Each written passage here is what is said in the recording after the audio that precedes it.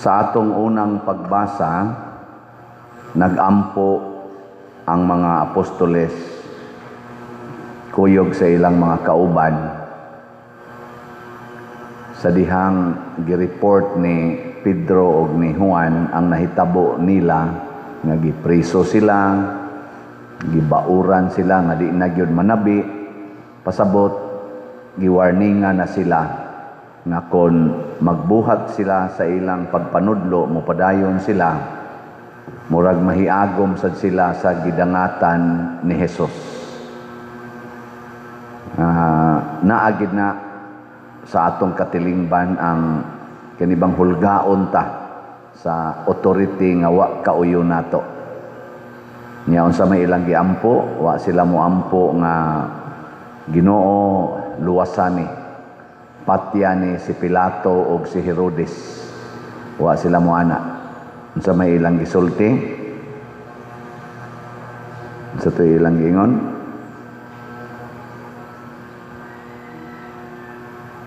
Niingon sila dire Ginoo karon, Ginoo tan-awa kining mga panghulga nga ilang gibuhat ug kaming imong mga sulugoon hatagig kaisog pagsulti sa imong mensahe. Sunan gana ang ila hinong gipangayo nga di unta sila mahadlok mo padayon. Wa sila mangayo, Ginoo protektahi mi, Ginoo panalipdi mi. Wa ang ila kaisog nga mo padayon. Nilingay mong tupad na mupadayon ka.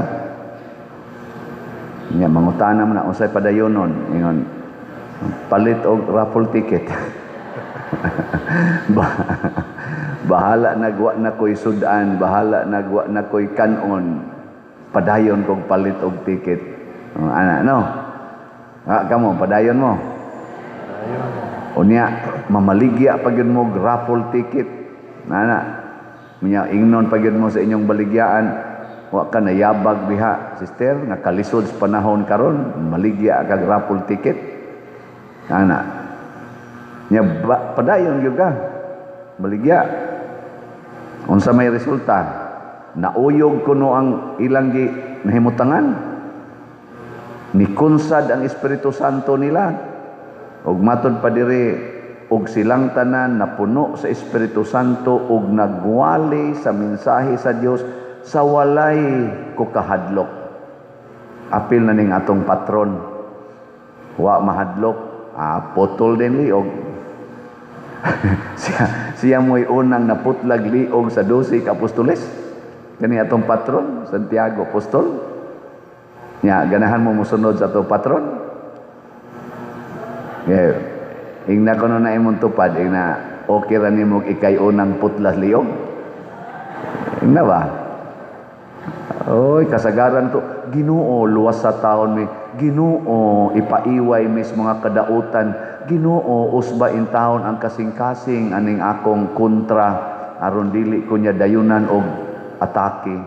Mao na itong ampo sayop din ang mga igsoon. Ang ato ding iampo, lig-una ko aron magtuman nako ang imong sugo. Lig-una ko kay ganahan gyud kong mutuman sa imong sugo. Ana na nya di gid ay mo hikaw ang Ginoo nato. Mo nang niingon diring atong salmo, bulahan ang tanan nga nagasalig sa Ginoo. Nya ningon Diyos Kristo, ug mosalig kanako tagaan ti kag bag-ong pagkatao. Mahimo kang bag-ong tao. O kinsa maning bag-ong tao, matod pa ni Kristo, bunyagan sa tubig ug sa Espiritu Santo. O kaning atong bunyag karon, mao bitan na kanang atong bunyag, mao na ang pagpalig-on sa atong bag-ong kinabuhi nga mga anak na tas Ginoo. Dili ning pagsigig simba, dili na kanang magsigig rosaryo, dili na siging pa-blessing anang mga scapular, saryuhan, asin, tubig, dili na mao atong makapalig-on nato.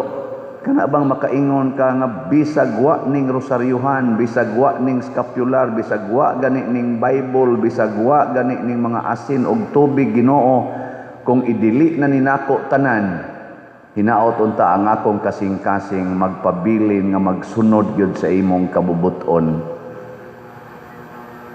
Ana. Kay usay hadlukan ra kay tas tanan.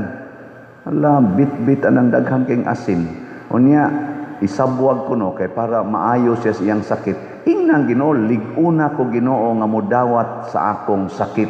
Samas gibuhat nimo ngadto ni San Roque, gibuhat nimo ngadto ni Saint Therese of the Child Jesus, ug sa ubang mga santos nga nangamatay sa ilang sakit nga malipayon. Sakit na kay akong tuhod, Lord. Liguna ko, dili ang tuhod, kung dili ang akong pagdawat sa akong tuhod nga di na gyud mapiko. Ana. Lord, sakit kay akong gibati, colon cancer ning ako. Or unsa to nang sakit ko no aning atong presidente, diversion. Daghan ko nung diversions ba? Diversionalitis, unsa to? O inana. Di ka magampo nga Ginoo, tagaay kog malitang kwarta kay magpakimo ko ngadto sa pinaka-best yun na ospital kanang pinakamahal sa tibuok kalibutan aron maayo ko ning akong diversionisitis unsa na. Matao unta pag-usab ang ato mga politicians nga di na sila mahadlok nga Ginoo, tagaay mig daghang kwarta kay hadlok ay may aning way kwarta. Morning mangawat gud mi aning malita-malitab, taga imig higayon nga makakawat gud mi. Dili unta inaana, moingon unta ni ato mga politicians, lig-una mi Ginoo nga makaalagad mi sa Pilipinas ug mauli ni namong mga kwarta nga among gikawat kay dako kay ni kadaot sa among katawhan. Dili ni sayon mapriso mi ani pero lig-una ko nga makauli ko ni ining kwarta. Ninduta ka no, igasunod adlaw magbaha na ang mga malita nga puno atong mga minilyon, binilyong kwarta nya iuli nila og mosulti na sila, kami ang nagkawat.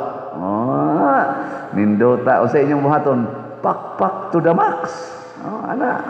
Buksan dayon ang mga prisuhan, priso dayon silang tanan. Life sentence. Nya moingon dayon sila, daygon ang ngalan sa Ginoo. So, ninduta ka sa Pilipinas, no? May imagine ninyo?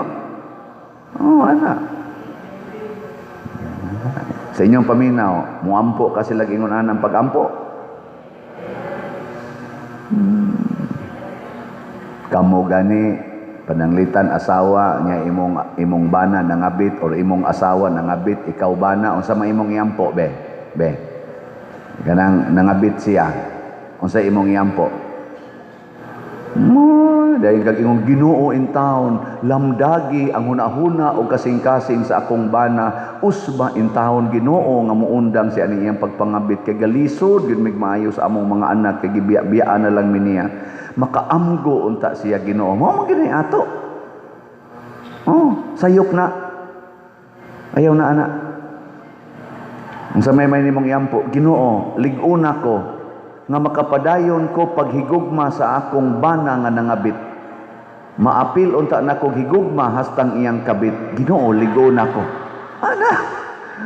Lig-una ko kay kundi ko nimo lig-unon basig mapatay ni nakong duha. Nya maimpirno na hinuon ko. Mao tanawa di ba sunod adlaw ikakita nimo sa imong bana og sa iyang kabit, moingon dayon ka, hala Lord, mura man kog naluoy nila.